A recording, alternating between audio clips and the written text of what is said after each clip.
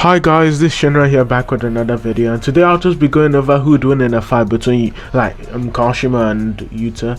It really isn't going to be that much of a scripted video because there isn't that much to talk about. I'm pretty sure it's obvious to everyone who has a brain and who's actually read the series that Yuta would just lose the fight. But if you like these type of videos, please remember to like and subscribe, and let's get into it. So the main argument people use for Yuta is the fact that Yuta is just stated to be the second strongest sorcerer, and then for some reason these people would choose to get selective reading and ignore the three different statements that the author also makes about how Hakari is stronger than Yuta. That's why anyone with a brain would actually just interpret this statement differently, right? Because in all honesty, this statement is just most likely referring to the fact that Yuta is just the strongest active sorcerer at the time and the strongest person who actually associates with the Jujutsu Society, because we know Hakari doesn't, and Hakari is just out there. We don't even know what he's doing. We don't even know if he stayed the same strength or he's going stronger. So literally, in all honesty, we could just say that it just isn't referring to him. He hasn't even been introduced at the time. At the time, all we knew about Hakari is just that he's stronger than Yuta with this unknown ability. We don't know what parameters he has to meet to be stronger than Yuta. So clearly, it's just Hakari's strength. The Agege just puts it in, so it's so ambiguous that since we don't even know how strong he is, that this statement just wouldn't even be covering him. Aside from the fact that Hakari is just massively stronger than Yuta, all of Yuta's other hacks literally just don't work. For example, his curse speech that people like to hype up. His curse speech barely even worked on Uro, and Uro sucks. Uro literally might lose to current Yuji, right? His curse speech has no scaling at all. If his curse speech was that effective, he would have used it on Getter, and he would have used it on Ryu.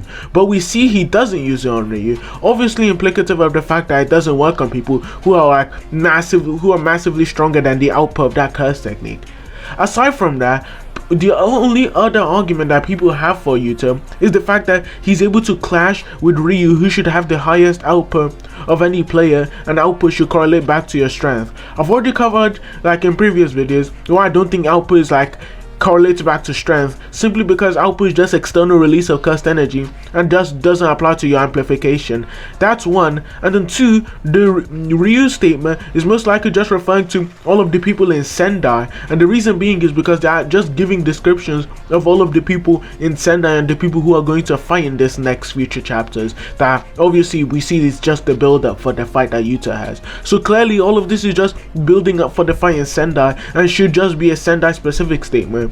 Even though it says all the players, again, all the players within Sendai, I think that's a completely fine interpretation of the statement to make, and I don't think it's very disingenuous to say that, especially when Ryu being the strongest player, in terms of output at least, and you say output correlates back to stats, would be massively inconsistent, where Kashimo thinks that he can take on a 20-finger Sukuna, or at least he should be able to take on a 15-finger Sukuna. He still feels oh, I'm going to swap hands with him and I think I can win.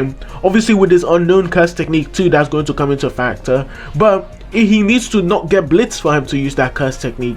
But what do we see happen to Ryu? Ryu gets blitzed by 15-finger Sukuna, and we don't even know if Sukuna is going all out or not. So if we really think about it, Kashimo just has the stronger narrative, as well as the fact that Kenjaku thinks that an old man Kashimo would survive an encounter with Ryu, right? And Ryu, and he still thinks that, oh yeah, he'd survive, and not only just survive, he'd also still be in able enough condition to be able to agree to join the Culling Games. And the fact that, oh, Rika, people think that Rika is just a factor because since Yuta can actually handle Kashimo on his own, he decided to jump him. But obviously that didn't work on Ryu because Ryu one-shotted Rika, and if Kashimo should just be way faster and stronger than Ryu, then he should also be able to one-shot Rika whenever he actually takes the fight seriously. Though I doubt that he'd take Yuta seriously because of how pathetic and weak he is, right? And then we also know that Kashimo just has his lightning. If Kashimo hits Ryu, or I should say Rika and Yuta enough times, he will literally just hit them with his lightning. They can't dodge it because they aren't as fast or as strong as Hakari, right? And they literally just get their limbs blown off. Even if you want to say that he can slightly react, where he'd stop it from one-shotting his head or stop it from completely blowing Rika's head off, it still put a hole in Rika, and we don't even know if Rika can constantly regenerate like that. Kashimo literally just one-tap both of them at once, since I don't think anything implies that his lightning only hits one target and one target alone.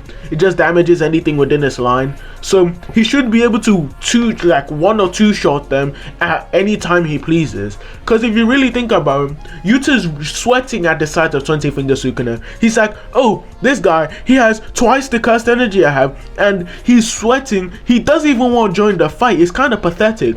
And then we have Kashimo. He's looking them. He's seeing Sukuna pop out his domain. He's seeing Gojo pop out his domain. He's seeing Gojo at some point. Yeah, I'm not going to be biased. Gojo was sometimes losing, right?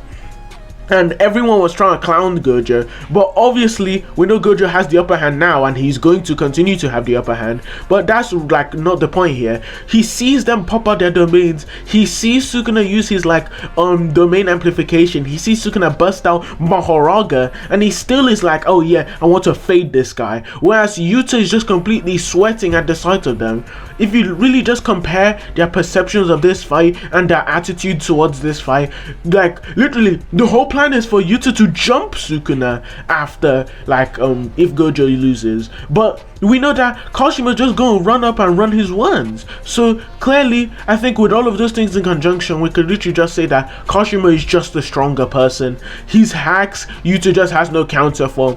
His curse technique would probably just, he'd blink and then Yuta would just die. It's kind of pathetic. But yeah, if you like the video, please remember to like and subscribe. Yes, I am very biased against Yuta, not because I think that he's a bad character or anything. He's just really weak, bro. But if he gets new feats, I will revamp this video, but he probably won't because he's a bum. But yeah, that's it. This has been Shinra, and I'm out.